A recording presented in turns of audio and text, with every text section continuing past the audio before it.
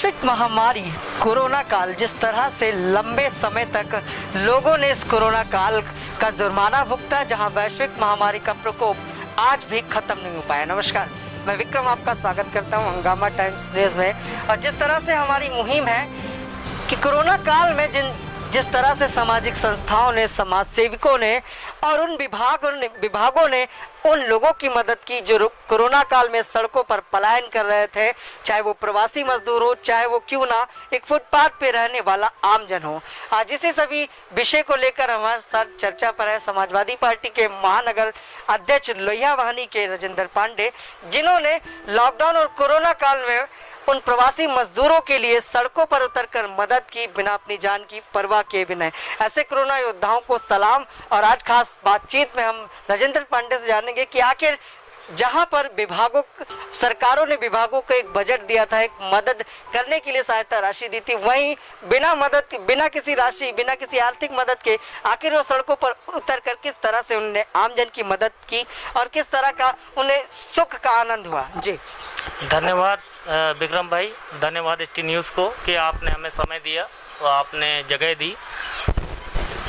आखिर कोरोना काल में जो आज संकट है, आज इस तरह से आप लोग सड़कों पर उतरे थे, आपकी जी इस तरह की मदद आप लोगों को मिली या बिना मदद के मदद कर रहे हैं? जी मैं आपको बताना चाहूँगा, जैसा कि कोरोना काल में जो कि कोरोना काल में वैश्विक बीमारी के समय में हम लोगों ने जी जान से मदद की। हमारे राष्ट्रीय अध्यक्ष जी श्री अखिलेश यादव जी ने इस चीज़ के लिए लगातार आह्वान किया कि कोई भी व्यक्ति भूखा ना सोने पाए, कोई भी व्यक्ति सभी ज़रूरतमंदों की हर तरीके से सभी पदाधिकारियों को, कार्यकर्ताओं को जी जान से इस समय इस घड़ी में सभी की मदद करनी है।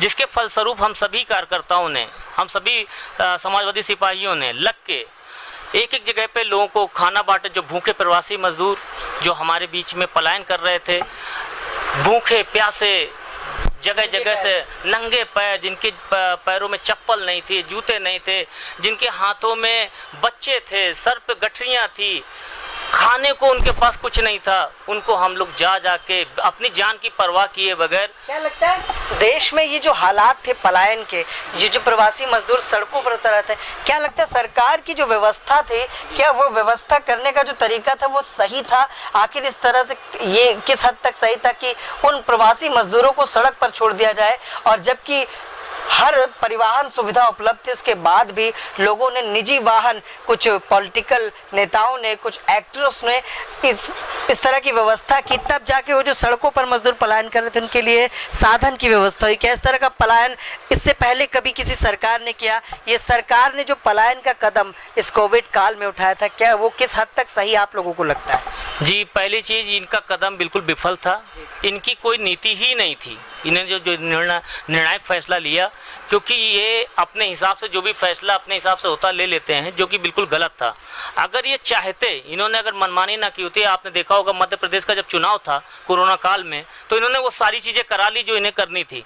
लेकिन जब लॉकडाउन इन्होंने किया तो इनको ये नहीं समझ में आया कि अचानक 3-4 घंटे के अंदर जो व्यक्ति बॉम्बे में है, दिल्ली में है, आपके गुजरात में है, वो किस तरीके से अपने घरों को आएगा, उसके लिए क्या व्यवस्था है? आपने ट्रेन बंद कर दी, आपने बस बंद कर दी, ठीक है, फिर भी एक तरफ जितने भी हमारे मजदूर भाई थे, ज़रूरतमंद भाई थे, उन्होंने अपने आप को वहाँ रखा। आप एक बात बताइए, आज की डेट में जो सुबह कमाता है, शाम को अपना घर चलाता है, वो व्यक्ति 40, ऐसा नहीं है कि इन्होंने लॉकडाउन किया तुरंत लोग निकलने पड़े। जब 40 दिन तक उन्होंने देखा कि सरकार के पास कोई योजना नहीं है, लोग वहाँ भूखों मर रहे हैं, तो उन्होंने ये चीज़ सोचा कि यार ऐसे मरने से अच्छा है कि अपने घरों में जाके ही कुछ कर ले। हो सकता है हम नंगे पर भूखे प्यासे चाहें तो हो सकता है अपने घर तक पहुँच जाए, अपने परिवार के बीच में ही पहुँच जाए। तो क्या सरकार का ये फैसला, मैंने समझता कहीं पर उचित था कि एकदम से इतना बड़ा फैसला लेना कि लोगों को, बेचारों को अपनी जान तक गंवानी पड़ी, और उसके बाद आपने फैसला लिया, टोल टैक्स में नाकाबंदी कर दिया। आप एक बात बताइए, उनके भूखों प्यासे रहने के जो चल रहे थे, आपका कौन सा जनता का प्रतिनिधि हाईवे पे, टोल टैक्स पे, कहीं भी एक जगह आप देख लीजिए कि कोई एक प्रतिनिधि खड़ा हो जो उनकी मदद कर सकता हो। आपने इतना बड़ा निर्णय ले लिया, उनकी मदद कौन करेगा? हर सरकार अपने आप को बचाने में पड़ी रही। आप अपने प्रतिनिधि, किसी से बात होती थी, कई मैंने यूट्यूब में भी देखे, कई और मैंने वीडियो देखे कि उन्होंने बोला कि हमारे ऊपर से आदेश है कि आप जितने जनता के प्रतिनिधि घर पे रहें। अगर वो घर पे रहेंगे तो उनकी मदद कौन करता? अगर हम लोग भी अपने अपने क्या, जितने भी हमारे समाजवादी भाई हैं, संस्था है या जितने सामाजिक संगठन हैं जिन्होंने आगे बढ़ के प्रयास किया, अगर हर इंसान यही सोच लेता कि नहीं मुझे अपनी जान देखना है, वो अपने घर के अंदर होता, तो उन प्रवासी मजदूरों का क्या होता? और उनकी ईमानदारी की बात करूं, मैं कहता हूं अगर आप कहीं भंडारा करते हैं, कोई चीज करते हैं, तो लोग क्या करते हैं, एक जगह के 10-10 पैकेट ले जाते हैं। लेकिन उन बेचारों से जब हम मिले और जब उन्हें मैं खाना बांटता था तो मैंने एक चीज देखा कि उन्होंने सिर्फ यही हमसे कहा कि ऐसा करिए, सिर्फ एक पैकेट दे दीजिए, मेरा पेट भर जाए। 2 घंटे बाद आप जैसा कोई भाई आगे मिल जाएगा, वो मेरा पेट भर देगा, ये खाना आप रख लीजिए, किसी और भाई के काम आएगा। इससे ज्यादा और वो क्या करते? नंगे पैर चप्पल दिलाया हमारे नेता अनीस राजा जी, जो प्रदेश अध्यक्ष थे मुलायम सिंह यूथ ब्रिगेड के, उन्होंने चप्पल तक बांटे, नकदी जिसके पास जिस हिसाब से था। ऐसा नहीं था हम सत्ता में नहीं है, ये हमारा काम नहीं था, लेकिन एक इंसानियत के नाते, एक विपक्ष के नाते, एक अच्छे अहदे के नाते हमें ये सब चीजें की। बसों में भर भर के हम लोगों ने बांटा, लोगों को खाना दिया, अपने घर पे कच्चा भोजन, पक्का भोजन, हर तरीके का जो भी मदद कर सकते थे, हर संभव मदद किया। तो राजेंद्र जी, आखिर बताएं कि जिस तरह से वैश्विक महामारी का भी प्रकोप चल ही रहा है, खत्म नहीं हुआ, आम जन से जूझ भी रहा है, आखिर जिस तरह से समाजवादी पार्टी के नेता सड़कों पर इतनी भारी संख्या में प्रदर्शन में उतर आते हैं एक एग्जाम के लिए, वो किस हद तक सही है? देखिए, अगर मैं बात कहूँ तो कोरोना काल में अगर हमारी तो हम लोग की संख्या तो फिर भी बहुत कम होती है।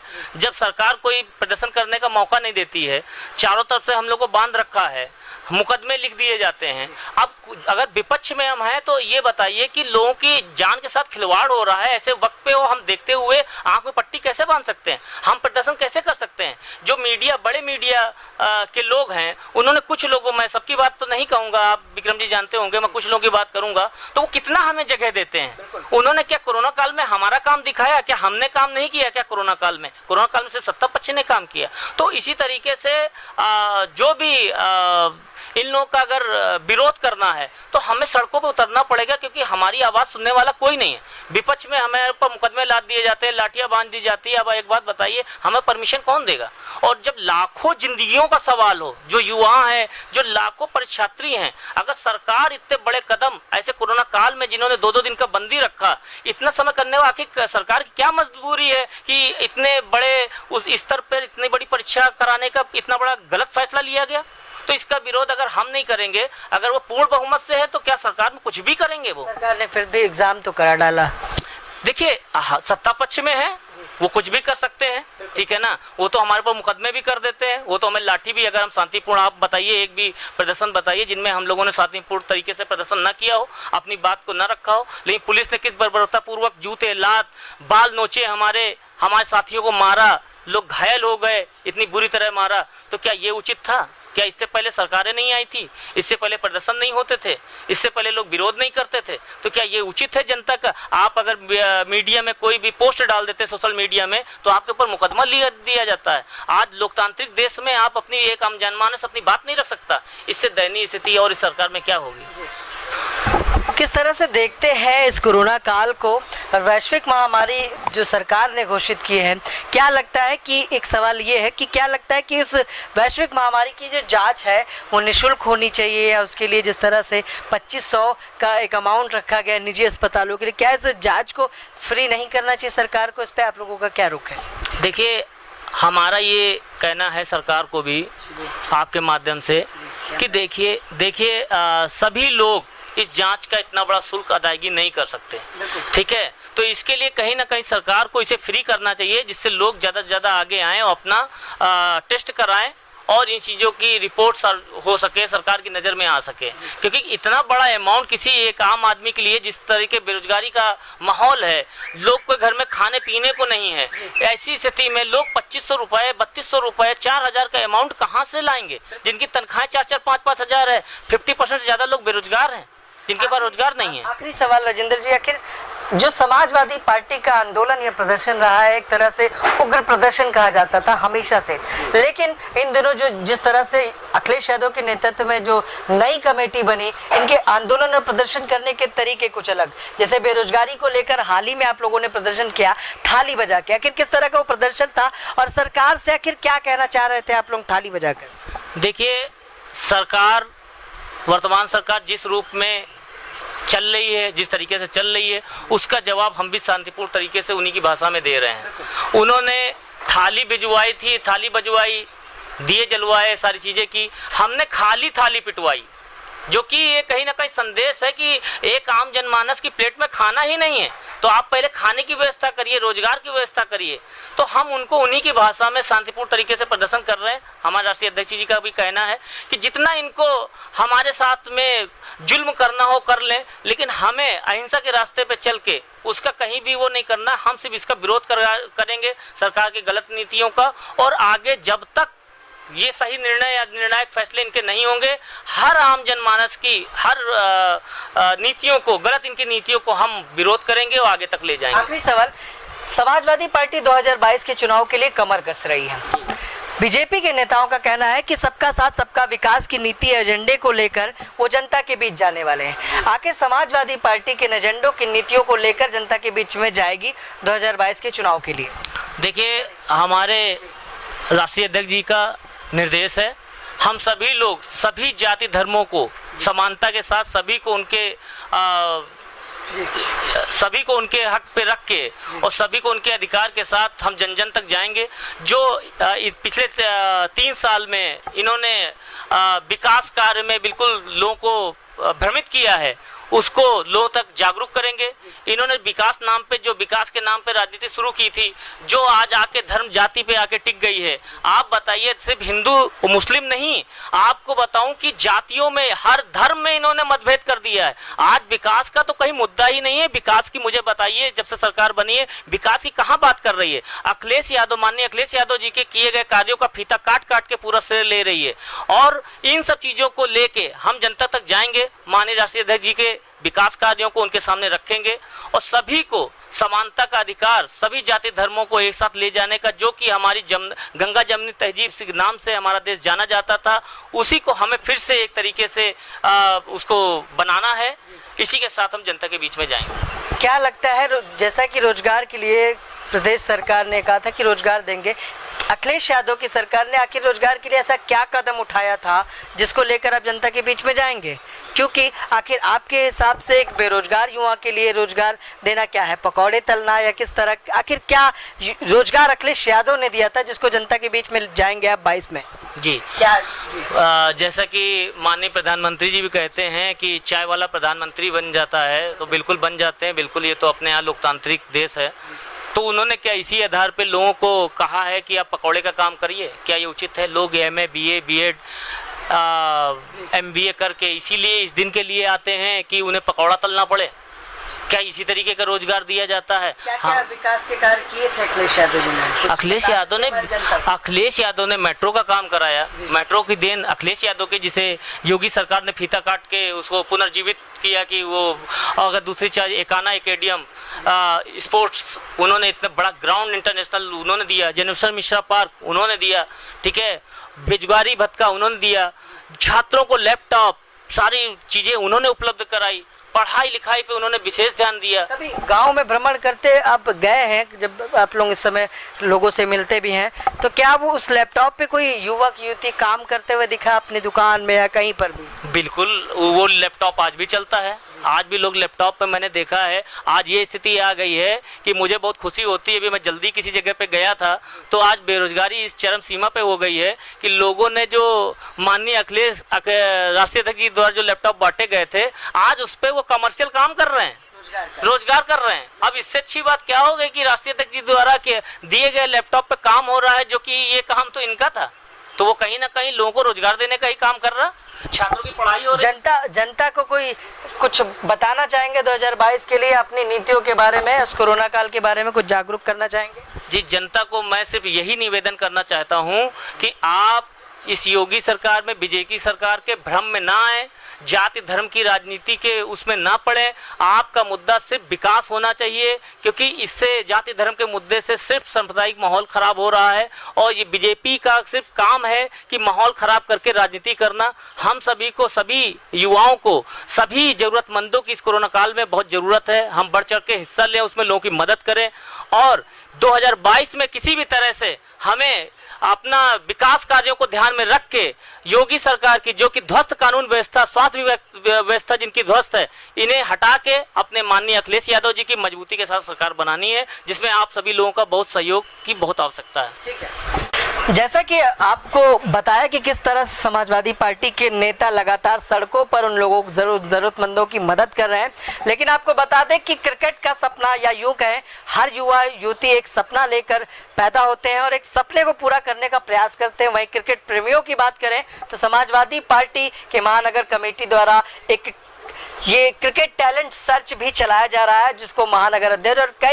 कई लोग चला रहे हैं, समाजवादी पार्टी के बड़े लीडर मिलकर चला रहे हैं। आखिर जानते हैं राजेंद्र पांडे से कि आखिर इस क्रिकेट टैलेंट सर्च में कौन लोग सेलेक्ट होंगे और उनको क्या क्या चीज़ें मिलेगी, क्या वो नेशनल लेवल या इंटरनेशनल लेवल पे किस तरह से खेल पाएंगे। जी, जैसा कि हमारा उद्देश्य, समाजवादी पार्टी का उद्देश्य इतना है कि जो बच्चे छोटे छोटे शहरों से, छोटे छोटे गाँव से किसी आर्थिक कमी के कारण या और भी बहुत से कमियों की वजह से वो बड़े स्तर पर प्लेटफॉर्म उनको नहीं मिल पाता है, उसके लिए हम लोगों ने हमारे यूथ ब्रिगेड के प्रदेश अध्यक्ष माननीय अनीस राजा जी, जो कि इसके आयोजक अध्यक्ष हैं, मैं जो कि इसका आयोजक उपाध्यक्ष हूं, और हमारे राहुल सक्सेना जी जो इसके चेयरमैन, आयोजक चेयरमैन हैं, इन्होंने मिलकर ये फैसला लिया है कि हम एक ऐसा आयोजन श्री जनशय मिश्र जी के याद में करने जा रहे हैं। अंडर 19 टैलेंट सर्च को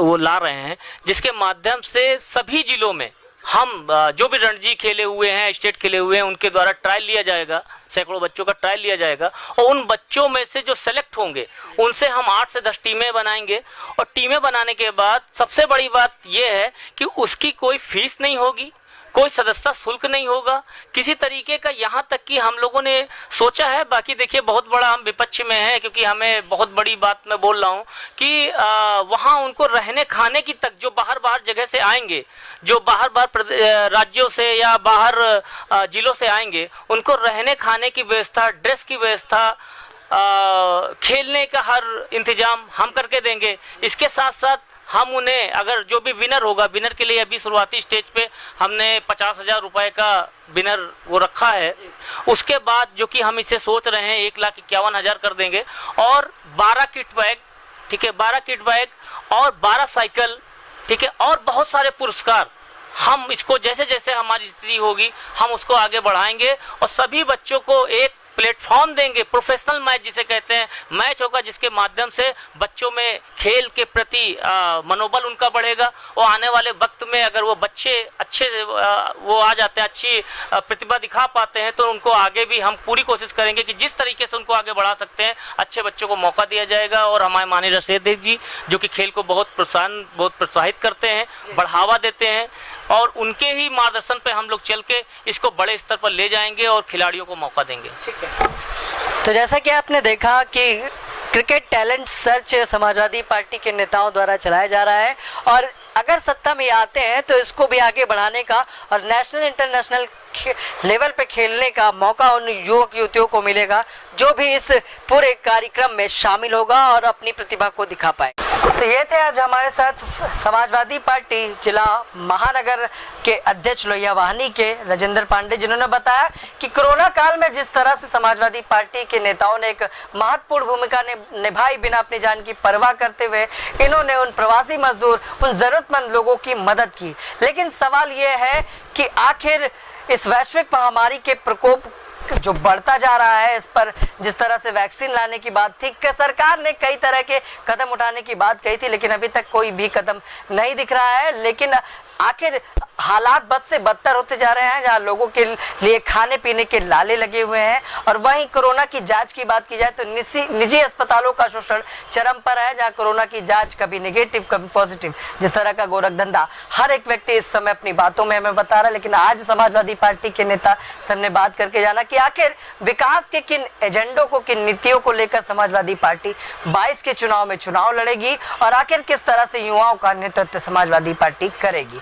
मोहित के साथ मैं विक्रम आपसे इजाजत चाहूंगा, फिर मिलूंगा किसी खास मुद्दे के साथ, किसी खास विषय के साथ। नमस्कार।